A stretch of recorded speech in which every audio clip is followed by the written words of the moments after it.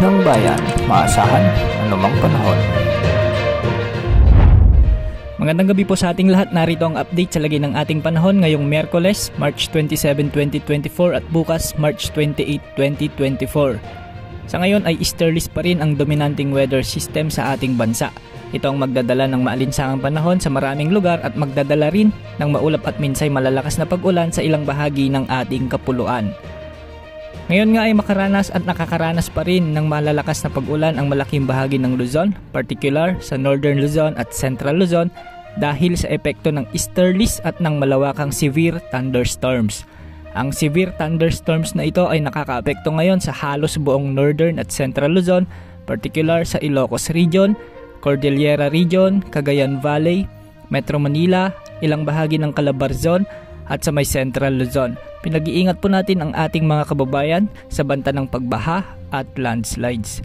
Dahil pa rin sa easterlies, asahan ang maalinsangang panahon sa malaking bahagi ng ating bansa lalo na sa Visayas at Mindanao bukas na posibleng umabot sa mahigit 50 degrees Celsius ang heat index lalo na sa mga susunod na araw o linggo pagsapit ng buwan ng Abril at Mayo. Bukas may mga asahan pa ring mga pag-ulan lalo na sa hapon at gabi sa halos buong Northern at Central Luzon dahil pa rin sa easterlies at localized thunderstorms. Sa Palawan naman magiging maulap ang mga kalangitan na may mga inaasahang isolated rain sa ilang lugar lalo na sa Puerto Princesa City. Bukas ay asahan naman na may mga isolated rains sa may western section ng Palawan dahil sa mga localized thunderstorms. Sa Visayas naman magiging maulap ang mga kalangitan sa malaking bahagi ng rehiyon at may mga inaasahang pag-ulan ngayong gabi sa may Aklan, Capiz, Negros Provinces, Northern at Eastern Samar kasama na ang Southern Leyte.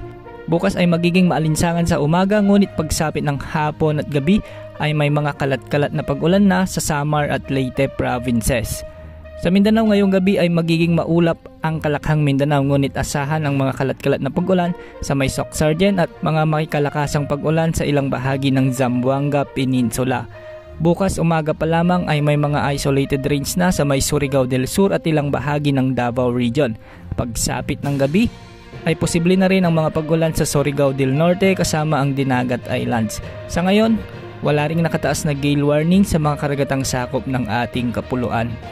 Base naman sa latest wind forecast, wala namang nakikita o namomonitor na anumang sama ng panahon gaya ng low pressure area o bagyo na posibleng pumasok o makaapekto sa ating bansa hanggang sa mga susunod na araw.